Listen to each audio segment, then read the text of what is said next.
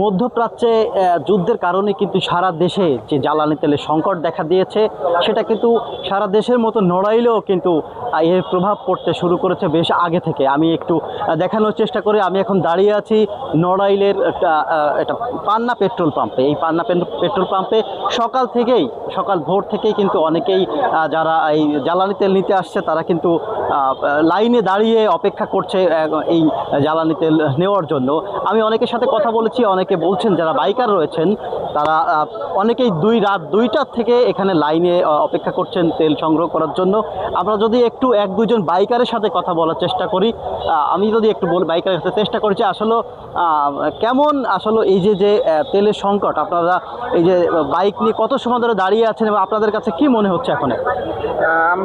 আমি কালকে রাত 10টার দিকে এসেছি, 10টা থেকে এখন পর্যন্ত অপেক্ষা করছি, কিন্তু এখন পর্যন্ত তেলের সন্ধান পাইনি। প্রায় 1.5 ঘন্টা 2 ঘন্টা হলো এখানে কারেন্ট গিয়েছে, এখন পর্যন্ত কারেন্টের দেখা নাই। আমরা সেই খুবই কষ্টের সাথে জীবনযাপন করতেছি। আমরা ঔষধ কোম্পানির চাকরি করি, কিন্তু আমরা এই যে তেল পাচ্ছি না, তেলের সংকট, এখনও তেল পাবো কিনা, কয়টার দিকে পাবো, এরকম কোনো আসলে কোনো দেখা যাচ্ছে না।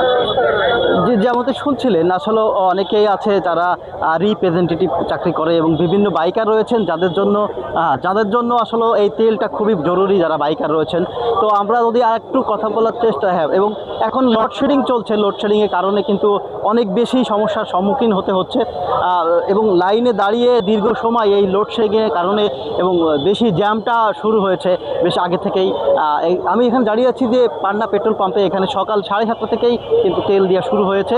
আমি যে পাম্পের যে কর্তৃপক্ষ রয়েছে তাদের কাছ থেকে জানতে পেরেছি যে 9,000 লিটার গাড়ির যে ভাড়াটা সেটা নিয়ে 6,000 লিটার তেল তারা পেয়েছে এবং 3,000 লিটার পেট্রোল এবং 3,000 লিটার ডিজেল। আমি যদি একটু পাম্প কর্তৃপক্ষের সাথে কথা বলার চেষ্টা করি যে আসলে বিষয়টা আপনারা কেমন হচ্ছে, আপনারা কতটুকু তেল পাচ্ছেন এবং কী সমস্যা মনে হচ্ছে আপনাদের কাছে?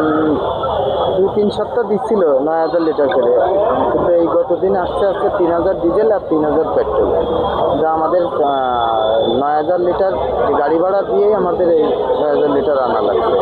তারপরে হচ্ছে যে মোটর সাইকেলের যে চাহিদা, সেই অনুপাতে আমাদের হঠাৎ করে কমে যাচ্ছে একটু প্রেশার। কারণ রাত 12টাতে যেখানে গাড়ি রাখছে অন্তত 150 গাড়ি ছিল রাত্রে, সারা রাত।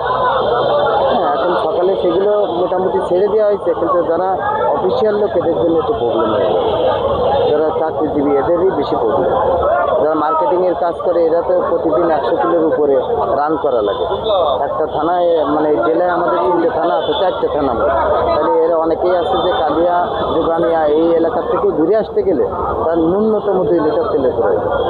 তাহলে সেই হিসাবে যদি আমরা সপ্তাহে 1 দিন বা 2 দিন 3 দিন পাই, তাহলে সে তো 3 দিন পাচ্ছে না, কারণ ওই লাইনে সে আসতে পারছে না। যেভাবে লাইন দিয়ে নিতে যাচ্ছে তাতে দেখা যাচ্ছে যে সপ্তাহে 1 দিন নিচ্ছে, কিন্তু সেই তেলের তার মার্কেটিংয়ের পুরো কাজ শেষ করতে পারছে।